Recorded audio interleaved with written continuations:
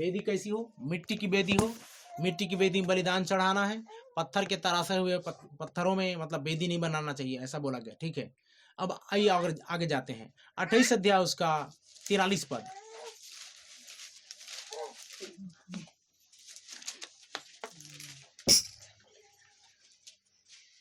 और जब जब हारून या उसके पुत्र मिलाप वाले तंबू में प्रवेश करें, जब जब हारून या उसके पुत्र मिलाप वाले तंबू में प्रवेश करें, किस वाले तंबू में? मिलाप वाले तंबू में, मेल मिलाप वाले तंबू में प्रवेश करें, जाएं तो, या पवित्र स्थान में सेवा टहल करने को वेदी के पास जाएं। और पवित्र स्थान में वेदी थी। सुनो, हालेलुया, हालेलुया।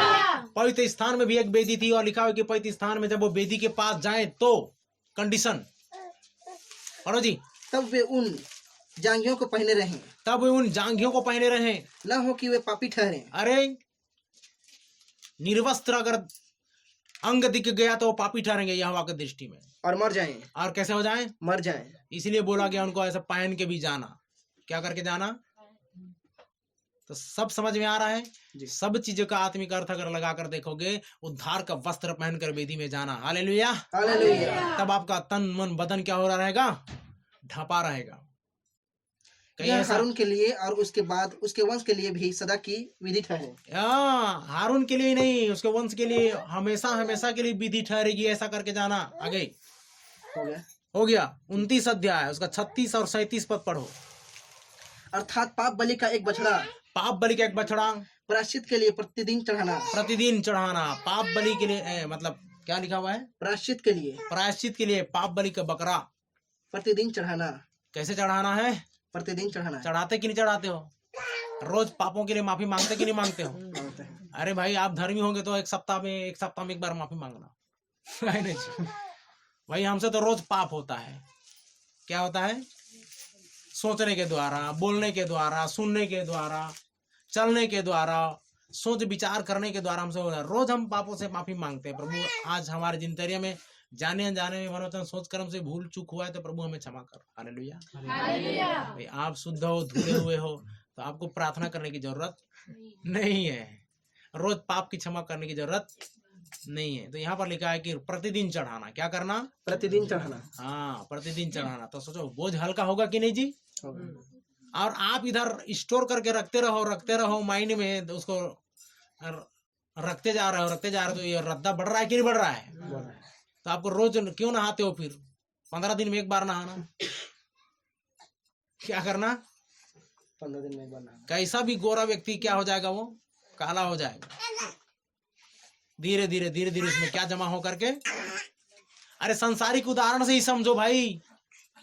प्रार्थनाएं नहीं हो रही है, आराधना नहीं हो रही है, घर में ये सब चीज नहीं हो रहा है, तो धीरे धीरे कूड़ा कचरा जमा होगा कि नहीं होगा जी? है या नहीं है?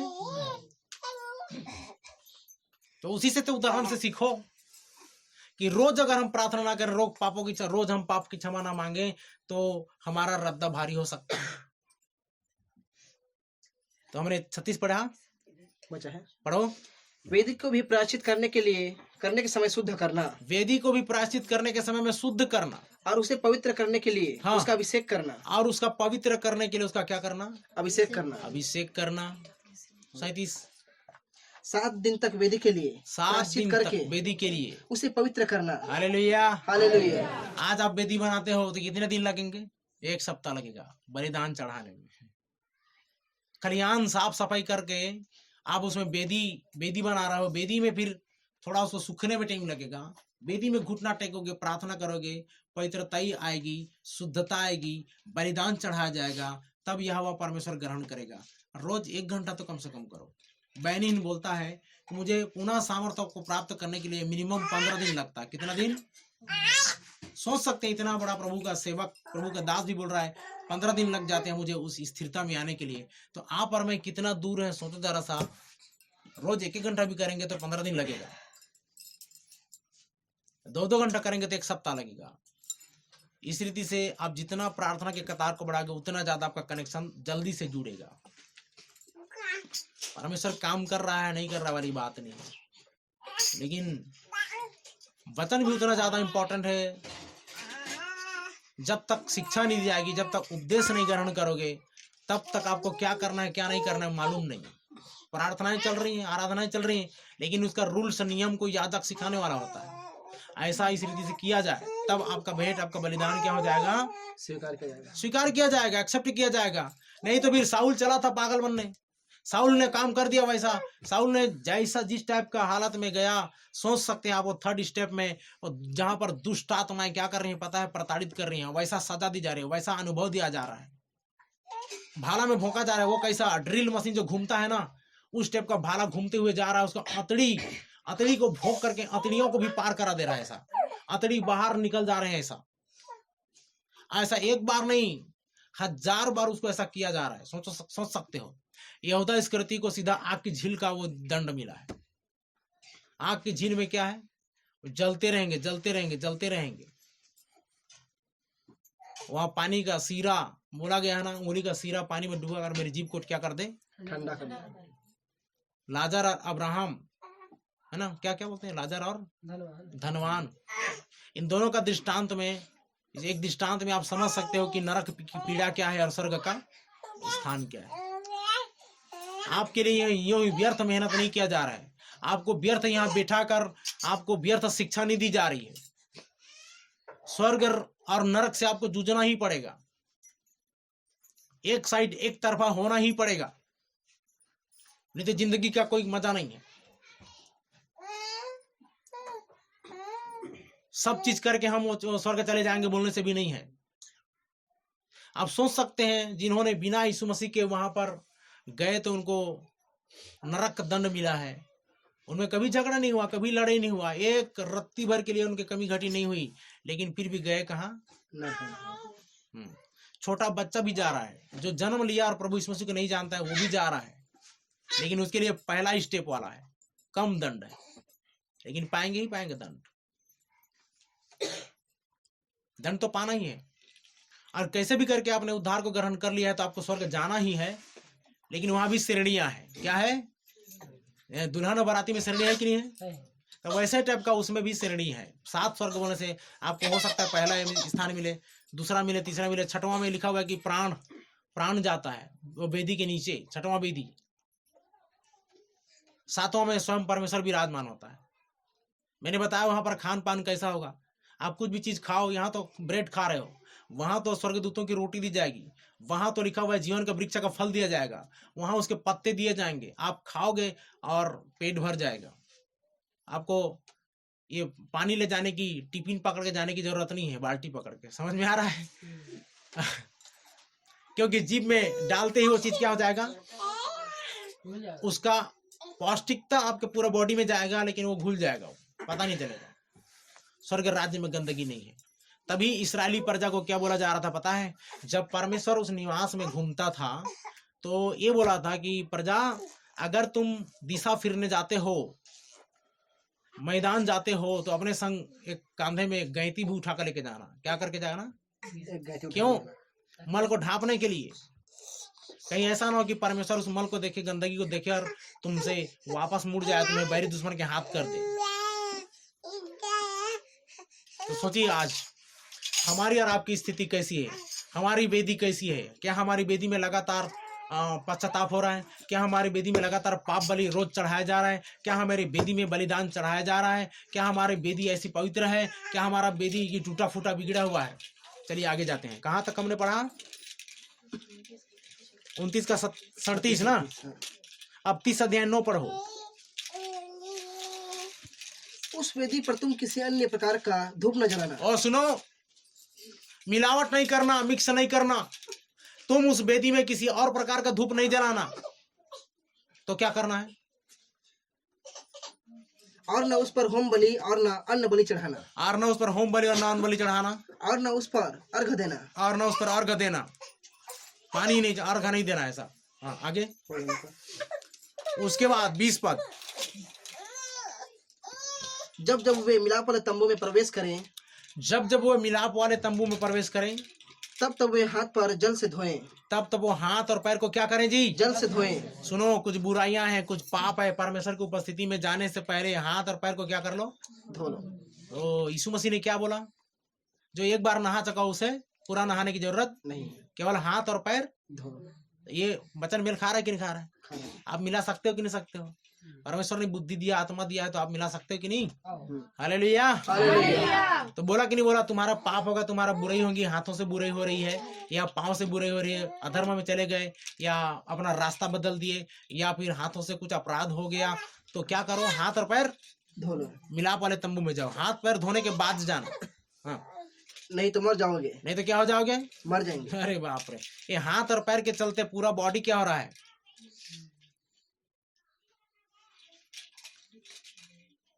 तो 20 पढ़ ले, बचा है। पढ़ो।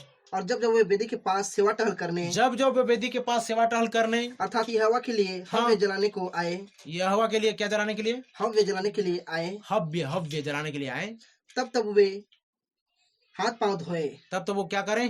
हाथ पांव धोए, हाथ पांव धोए, न हो कि वो मर जाए, न हो कि वो मर जाए। सुन रहे हैं? पापमय जीवन में नहीं जा सकते, परंतु आप निर्दोष होकर के जा सकते हो। पाप गुनाह के माफी मांग के उस वेदी में जा सकते हो। वो वेदी आपका रेगुलर पापों की क्षमा का वेदी होना चाहिए, प्रायश्चित का वेदी होनी चाहिए। उसी वेदी में आपका सारा चीज स्वीकार किया जाएगा। उस वेदी को बरकरार रखो। लेकिन किसी के पास वेदी नहीं है, सुन रहे हैं? उस वेदी में परमेश्वर विराजमान होगा, उस वेदी में इस रीति से आएगा, तो वो वेदी कहाँ है? वो स्थल कहाँ है? नहीं दिखाई दे रहा है। अब आपको बनाना पड़ेगा। अगर आपको सक्सेस होना है, अगर आपको उन चीजों को प्राप्त करना है, तो एक यहोवा परमेश्वर के लिए वेदी आपको क्या करना पड़ेगा? बनाना पड़ेगा। चाहे छोटा हो, चाहे बड़ा हो, चाहे झोपड़ी हो, चाहे कुछ भी हो, आपको एक वेदी बनानी पड़ेगी। आमीन। आमीन। 40 अध्याय 32 पद।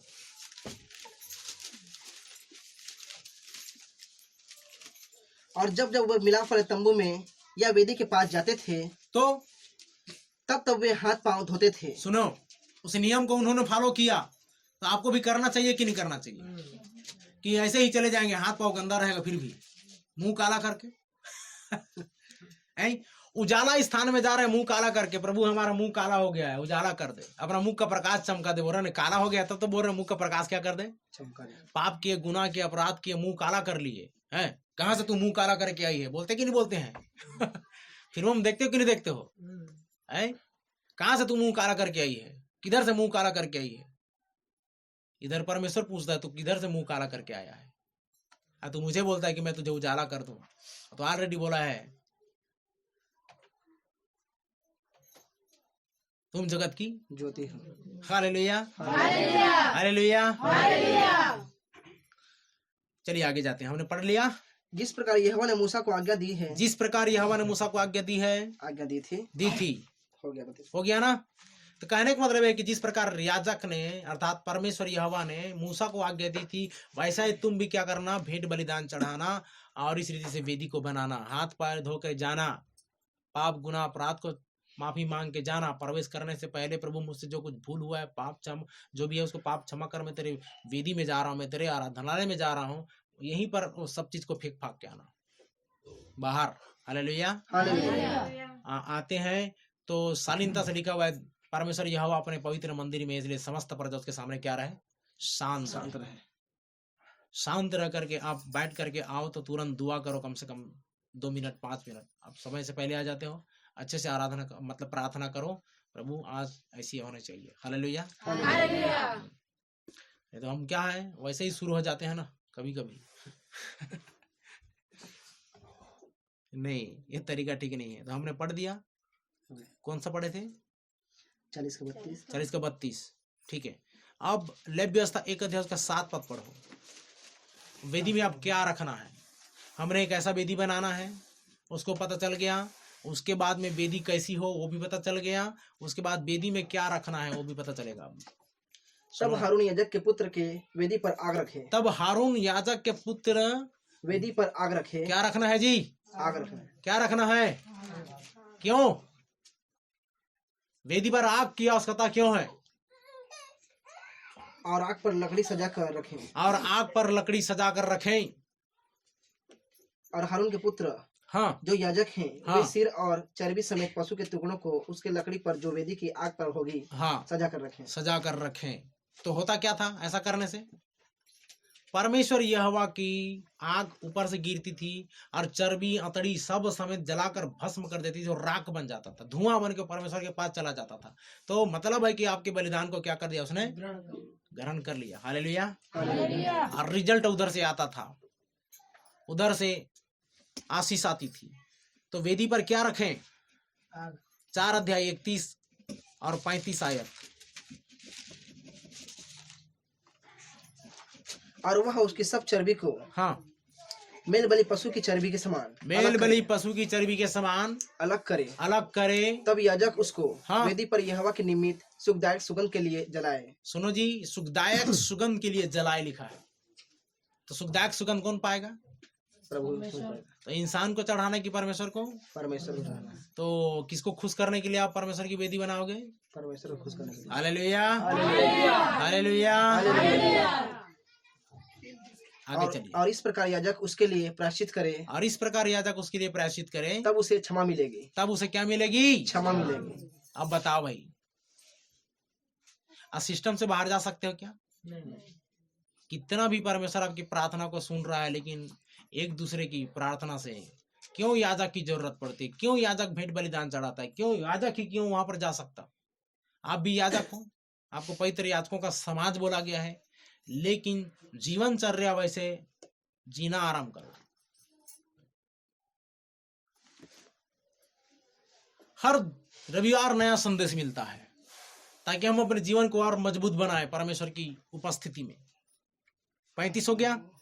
और वह उस सब चर्बी को हाँ, मेल बलि भेड़ के बच्चे की चर्बी के समान अलग करे। अलग करे। और याजक उसे वेदी पर यहोवा के हवनों के ऊपर जलाए। और इस प्रकार याजक उसके पास के लिए हाँ, उसके पाप के लिए प्रायश्चित करे। हाँ। और वह क्षमा किया जाएगा। तब वह क्षमा किया जाएगा। याजक जब उसके लिए कुछ ऐसे पाप हैं, कुछ ऐसे अपराध हैं जिसको याजक को क्या करना पड़ता है, विश्वासी के लिए पश्चाताप करना पड़ता है। सुन रहे हैं? पर्याप्त नहीं है कि विश्वासी जाकर माफी मांग दे तो क्षमा मिल जाएगा। नहीं नहीं नहीं, उसको एक पवित्रताई की जरूरत पड़ती है, परमेश्वर का पवित्र अभिषेक की जरूरत पड़ती है, फ्रेश एनॉइंटिंग अभिषेक की जरूरत पड़ती है ताकि वो बलिदान को क्या करे, परमेश्वर ग्रहण करे। आपकी प्रार्थना भी बलिदान की तरह जाता है। प्रभु इसने ऐसा पाप किया, तू क्षमा कर दे, वो बलिदान की तरह जाएगा। ठीक है, मैं क्षमा करता हूँ। हालेलुया। अगर ऐसा नहीं होता तो भाई ये नियम कहाँ से आता? याजक जाकर वहां पर लिखा हुआ है कि प्रायश्चित करे तब उसको पापों की क्षमा मिलेगी। चलिए भाई, मेरे लिए कौन याजक बनेगा? आपके लिए कौन याजक है? परमेश्वर बनेगा। परमेश्वर का याजक वहाँ याजक है। पिछले दिनों में हम लोग गए थे अपना ये पाँव का कंफर्मेशन के लिए कि हड्डी वास्तविक में इसमें इंफेक्शन है या नहीं। तो वहाँ का जो डॉक्टर है, आर्थो सर्जन, उसने देखा और बताया और मेडिसिन भी दिया। अंगूठा को बचाएंगे बोल करके, ठीक है, नहीं तो अंगूठा क्या करना पड़ता, काटना पड़ता। तो जिस टाइप का उसने मैंने मेडिसिन दिया है उससे पूरा लालिमा छा गई है, मतलब लाली हो गया है, समझ रहे हैं, लाल हो गया है। थोड़ा सा रगड़ देने से ब्लड आ जा रहा है, तो लगभग भरता हुआ टाइम है। तो ये इस बात की खुशी हुई, काटना नहीं पड़ा, हम अंगूठा को बचाएंगे। बस हड्डी सिर्फ कमजोर है, हड्डी सपोर्टिंग में ऊपर में पाइप बांध दिया गया है जब से हम वहाँ पर गए तब से। और हर 2 दिन में ड्रेसिंग के लिए वो क्या करता था, वो बुलाता था। डॉक्टर बहुत मजाकिया था जी, समझ रहे हैं। तो इस बात से खुशी नहीं हुई क्या? खुश रहे। मजाकिया से खुशी नहीं, मतलब हम लोग गए थे भाई अंगूठा का वास्तविक में हड्डी क्या हो गया है उसको जानने के लिए, परंतु वहां पर बताया गया कि हड्डी कमजोर हो गया है, उसको मजबूत करना पड़ेगा, कैल्शियम की टेबलेट खानी पड़ेगी और जो मेडिसिन दे रहे हैं उसको चलाते रहो। Hallelujah, hallelujah.